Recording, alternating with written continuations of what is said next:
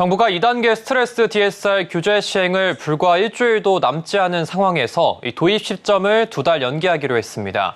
금융당국은 범정부 차원에서 준비 중인 자영업자 대책과 부동산 PF 시장 상황을 전반적으로 고려한 결정이라고 설명했지만 가계대출 수요를 자극할 수 있다는 우려의 목소리도 나옵니다.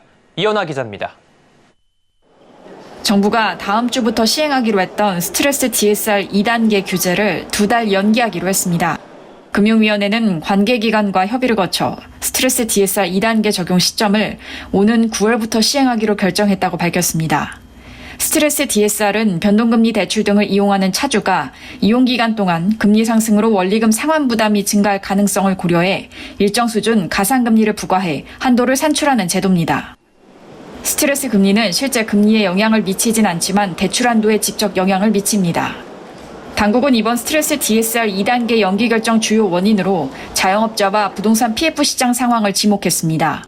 범정부 차원 경기 불안과 고금리로 자금 마련에 어려움을 겪는 자영업자 대상 지원 정책이 논의 중인 상황을 고려해 속도를 맞출 필요가 있다는 겁니다. 또 부동산 PF 연착륙을 위한 PF 사업성 평가가 이번 달부터 본격적으로 진행되고 있는 시점도 고려했다고 설명했습니다. 이에 따라 스트레스 DSR 3단계의 적용 시점도 당초 내년 초에서 7월로 연기될 전망입니다.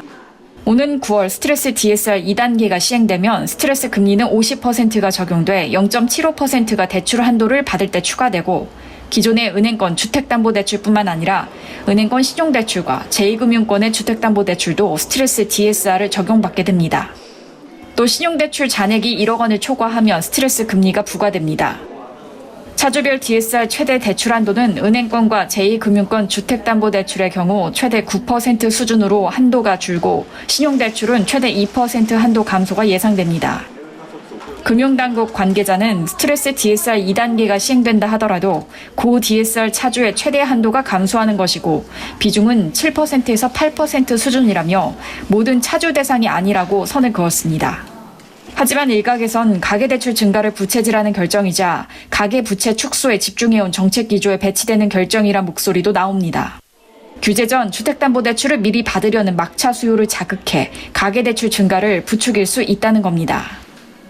금융당국은 이 같은 우려에 대해 가계부채 관리 수단은 다양하다며 면밀히 관리하겠다고 밝혔지만 시장에선 이번 스트레스 DSR 2단계 규제 연기 조치로 부동산 부양 효과까지 거론하고 있는 상황입니다. 서울경제TV 이연아입니다.